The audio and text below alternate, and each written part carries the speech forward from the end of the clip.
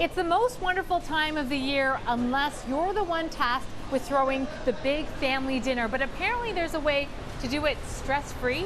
Absolutely. Prep ahead of time, a day or two, and you spend more time with your guests. We're going to start out by braising our beef. So I have these beautiful cuts of beef. Just going to sear them off a little bit. So I'm going to put it into my braising pan. So there we go. We just want to brown the meat off a little bit and close it in. That way what happens is it keeps the moisture in when we cook it later on. So I'm going to start out with a little bit of butter. Okay, so I'm going to add all my root vegetables. So he's got squash, different colored carrots. A little bit of garlic that I'm throwing in there, 2 different types of onions, a little bit of leek, and I'm just going to put it all in there. And the idea here is that I want to caramelize this off. So this is going to take about 20 minutes, and I'm basically going to saute this until it's nice and caramelized. It takes about 20 minutes. I'm going to take my vegetables, and I'm going to place these around the meat. We're almost ready to braise. What we have to do now is add a little bit of jus. The beef is soaking in this jus.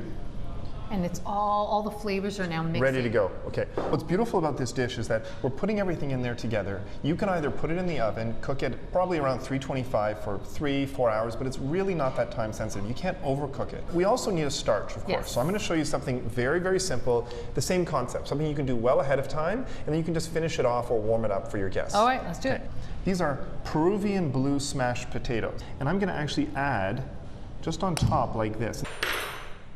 And while that's cooking off, I'm going to set the table with some special placemats, perhaps photos of the hosts or the guest of honor. Did you know that Liam Vu was a choir boy and part of a barbershop quartet? It does make for some interesting conversation around the dinner table. So in the meantime, I'm going to get dessert ready for tomorrow because it has to sit in the fridge overnight. We're going to make a panna cotta. So my sugar is all dissolved in my heavy cream. I'm going to add my gelatine. And once it's melted in, I'm going to add my last 2 ingredients. So my sour cream and my buttermilk. Using a muffin sheet and a little bit of dried rice, I'm going to put it on its side. Look at how beautifully this sets. All I have to do is garnish it. I'm still getting over the fact that you did this all the night before. We did this all the night before, and now I think we deserve a drink.